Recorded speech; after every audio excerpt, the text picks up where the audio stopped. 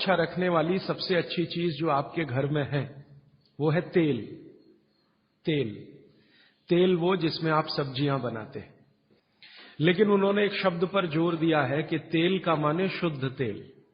तो शुद्ध तेल का माने तेल की घानी से निकाला हुआ सीधा सीधा तेल, बिना कुछ मिलाए हुए सीधा सीधा तेल, उसमें कुछ नहीं मिलाया, मतलब नॉन रिफाइंड तेल।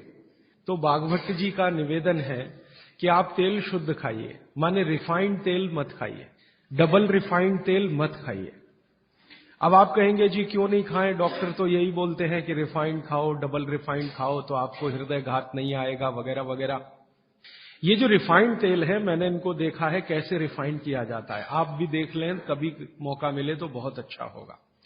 किसी भी तेल को रिफाइंड करने में 6 से 7 केमिकल इस्तेमाल होते हैं और डबल रिफाइंड करने में 12 से 13 केमिकल इस्तेमाल होते हैं।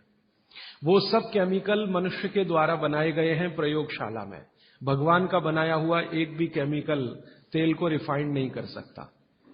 भगवान का बनाया हुआ माने प्रकृति का दिया हुआ, जिसको आप अंग्रेजी में कहते हैं ऑर्गेनिक। जितने भी केमिकल तेल को साफ करने के लिए उपयोग किए जाते हैं वो सब इनऑर्गेनिक है, और इनऑर्गेनिक केमिकल ही दुनिया में जहर बनाते हैं और उनका कॉम्बिनेशन जहर की तरफ ही लेके जाता है। आज की दुनिया में मॉडर्निज्म के नाम पर, आधुनिकता के नाम पर जितने इनऑर्गेनिक केमिकल्स जगह जगह इस्तेमाल हो रहे हैं, वो सब आपको धीरे धीरे उस तरफ ले जा रहे हैं जहां आप जहर अपने ही शरीर में पैदा कर दें। इसलिए रिफाइंड तेल, डबल रिफाइंड तेल गलती से भी मत खाइए, गलती से भी मत खाइए। अब आपके मन में 2 प्रश्न आएंगे तुरंत कि शुद्ध तेल में तो बास बहुत आती है। हां, सीधा प्रश्न। दूसरा प्रश्न आएगा जी शुद्ध तेल बहुत चिपचिपा होता है। हम लोगों ने जब शुद्ध तेल पर रिसर्च किया तो पता चला कि तेल का जो चिपचिपापन है वो उसका सबसे महत्वपूर्ण घटक है। और जैसे ही तेल में से ये चिपचिपापन निकाला तो पता चला वो तेल ही नहीं बचा, वो हिस्सा ही गायब हो गया। फिर हमने देखा कि तेल में जो बास आ रही है, बास, वो उसका प्रोटीन कंटेंट है। दालों के बाद दूसरे नंबर पर जो प्रोटीन सबसे ज्यादा है वो तेलों में है। 4-5 तरह के प्रोटीन है सभी तेलों में। अब बास निकाल दिया तो प्रोटीन निकल गया, और चिपचिपापन निकाल दिया तो उसका जो फैटी एसिड है वो गायब। अब ये दोनों ही चीजें गायब हो गई तो तेल नहीं रहा, वो पानी है एक तरह से। इसलिए भागवत जी ने सूत्र लिखा कि जिंदगी भर वात की चिकित्सा अगर आपको करनी पड़ जाए तो बेहतर है कि आप शुद्ध तेल खाएं तो वात की चिकित्सा ही ना करनी पड़े। और मैंने आपको सबसे पहले दिन बताया था कि दुनिया में सबसे ज्यादा रोग वात के ही हैं, सबसे ज्यादा रोग। ये घुटने दुखना से लेकर कमर दुखना, हड्डियों में दर्द, ये वात के तो रोग है ही। सबसे खतरनाक वात का रोग है हार्ट अटैक, ब्रेन का डैमेज हो जाना। सबसे खतरनाक बात का रोग है पैरालिसिस। फिर मैंने देखना शुरू किया कि हिंदुस्तान में ये रिफाइंड तेल कब से आए। आज से 50 साल पहले तो कोई जानता नहीं था कि रिफाइंड तेल क्या होता है। ये पिछले 20-25 वर्षों में आए हैं रिफाइंड तेल। कुछ कंपनियां निकली इस देश में, कुछ विदेशों से आई, कुछ हिंदुस्तानी कंपनियां, दोनों ने मिलकर रिफाइंड तेल का चक्कर चलाया। रिफाइंड तेल बहुत अच्छा है, बहुत अच्छा है। अब ये बहुत अच्छा उन्होंने कहा, किसी ने माना नहीं, तो डॉक्टरों से कहलवाया, बहुत बड़े बड़े डॉक्टरों से कहलवाया। इन डॉक्टरों के साथ मैंने जब वार्ताएं करना शुरू किया, खासकर बंबई के कुछ डॉक्टरों को जो हर समय ये प्रेस्क्रिप्शन के साथ कहना नहीं भूलते कि तेल सफोला का ही खाना या तेल ये ही खाना, तो मैंने कहा डॉक्टर साहब सफोला से आपका क्या रिश्ता है? ये क्यों नहीं कहते तेल तिल का ही खाना? ये क्यों नहीं कहते तेल नारियल का ही खाना? ये क्यों नहीं कहते तेल मूंगफली का ही खाना? ये सफोला कहां से आ गया? तो वो डॉक्टर तो नहीं बताते, लेकिन उनकी पत्नियां बताती हैं कि वो सफोला वाला आता है ना, तो डॉक्टर साहब को कभी रेफ्रिजरेटर दे जाता है, कभी टेलीविजन दे जाता है, कभी डॉक्टर साहब और मुझे मिला के नेपाल की यात्रा करा देता है, कभी हमारे बच्चों के साथ हमको अफ्रीका की सफारी दिखा देता है।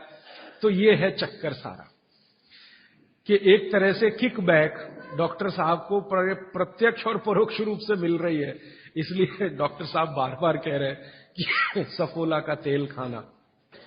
अब ये सफोला का तेल हमने लेकर टेस्ट किया लेबोरेटरी में, सूरजमुखी का तेल जो अलग अलग ब्रांड का है वो टेस्ट किया लेबोरेटरी में, दिल्ली में all India institute of medical sciences के कई डॉक्टरों को इसमें इंटरेस्ट हुआ कि बात तो ये गहरी है, इस पे काम करके देखना चाहिए।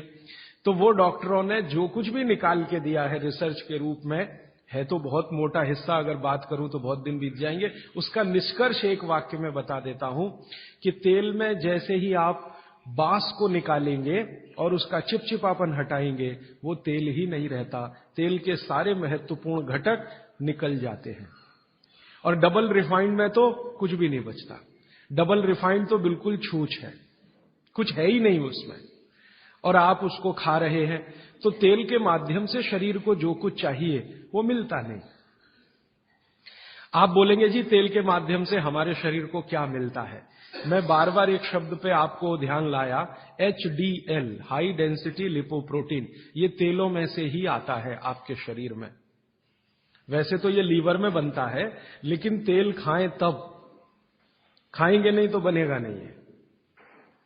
तो शुद्ध तेल आप खाएं तो आपके लीवर की मदद से HDL आपके शरीर में बेहतरीन स्थिति में रहे, और ये HDL ही है जो आज की रिसर्च बताती है जो वात को कंट्रोल कर सकता है, HDL ही है।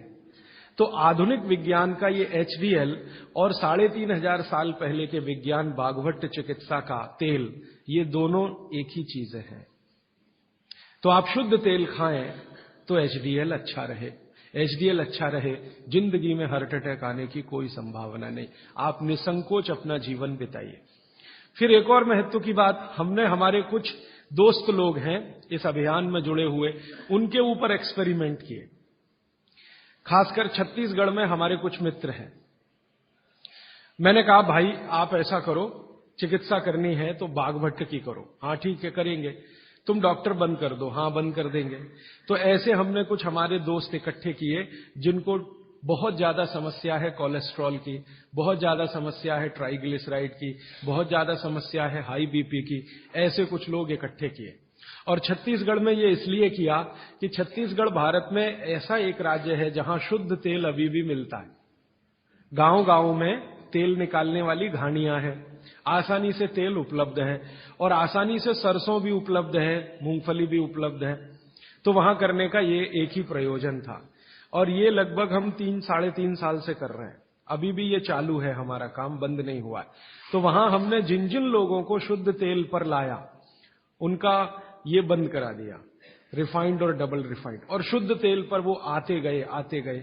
अभी उनकी स्थिति ये है कि जब हम उनको डॉक्टर को दिखाते हैं और पुरानी रिपोर्ट लेके जाते हैं कि देखो 3 साल पहले इनकी ये रिपोर्ट थी, कोलेस्ट्रॉल इतना, ट्राइग्लिसराइड इतना, ये इतना, तो डॉक्टर कहता है ये रिपोर्ट में तो 8 दिन के ज्यादा जिंदा नहीं रहना चाहिए, हार्ट अटैक आना ही चाहिए और मरना ही चाहिए, लेकिन आप बचे कैसे हैं? तो अब रिपोर्ट ये देख लो।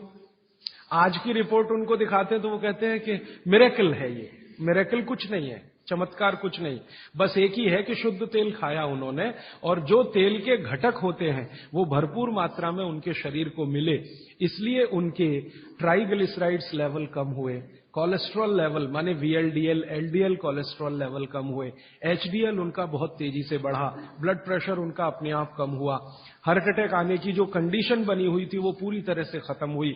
और अब इतना काम करने के बाद मुझे ये कॉन्फिडेंस हो गया है कि उनमें से 2 हमारे कार्यकर्ता तो ऐसे हैं जिनको हार्ट में भयंकर ब्लॉकेज थे, अभी चेक कराएंगे तो वो ब्लॉकेज भी नहीं मिलेंगे। ये आया रिपोर्ट और बागभट्ट जी का देखकर फिर मैंने देखना शुरू किया। आप भी जरा पुरानी चीजें याद करिए, 20 साल पहले की, 25 साल पहले की, तो हमारे घरों में बहुत सारी चीजों में बहुत बार तेल का उपयोग होता था और तेल के साथ घी का उपयोग तो और भी ज्यादा होता था। तेल और घी एक ही कैटेगरी मान लें आधुनिक विज्ञान के हिसाब से, वैसे आयुर्वेद के हिसाब से दोनों अलग कैटेगरी हैं, लेकिन 1 मिनट के लिए मान लें हम, कितने बार हम घी का उपयोग करते थे घरों में? शीरा बना रहे हैं, हलवा बना रहे हैं, बिना घी के बन नहीं रहा है। दाल में घी खा रहे हैं, रोटियों पे घी खा रहे हैं, सब्जियों में घी खा रहे हैं, और फिर सब्जियां तेल में बना रहे हैं। आप जरा कल्पना तो करिए, कितनी जगह तेल तेल तेल, कितनी जगह घी घी घी। और 40 साल पहले मैंने तो नहीं सुना, पता नहीं आपने सुना, मेरे पिताजी को मैं पूछता हूं कि कितने हार्ट अटैक होते थे, तो मेरे पिताजी कहते हैं अपने परिवार में तो एक भी नहीं हुआ। शायद आप 40 साल पहले के अपने परिवारों को देखें तो आपको भी पता चलेगा किसी को नहीं हुआ।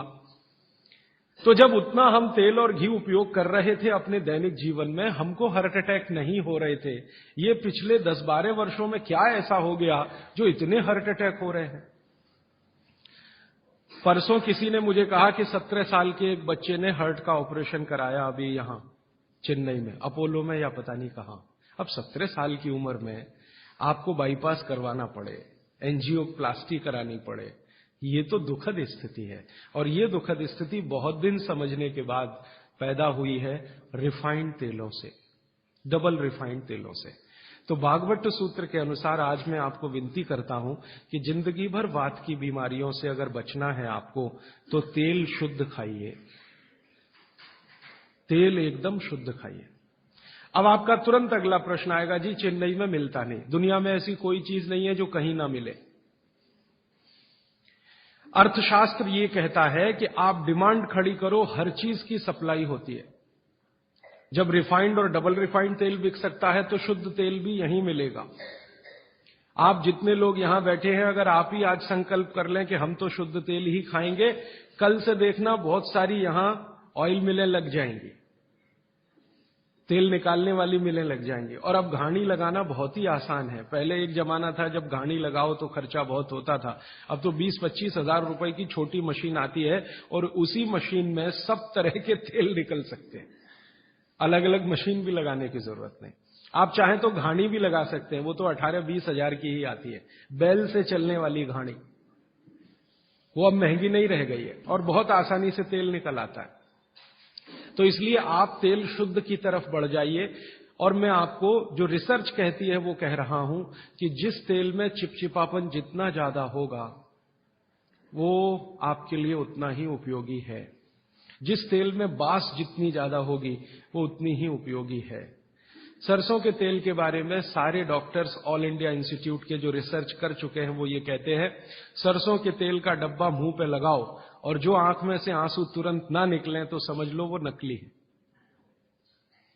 उसकी इतनी तेज बास आएगी कि आंख से आंसू निकल ही आएंगे, नाक चलना आपकी शुरू हो ही जाएगी। वो कहते हैं वो उसके शुद्धता की गारंटी है। तो आप इसको अपने जीवन में ध्यान रखें। वात के रोगों को जीवन भर चिकित्सा करनी है तो तेल की मदद से ही सबसे ज्यादा उपयोगी है।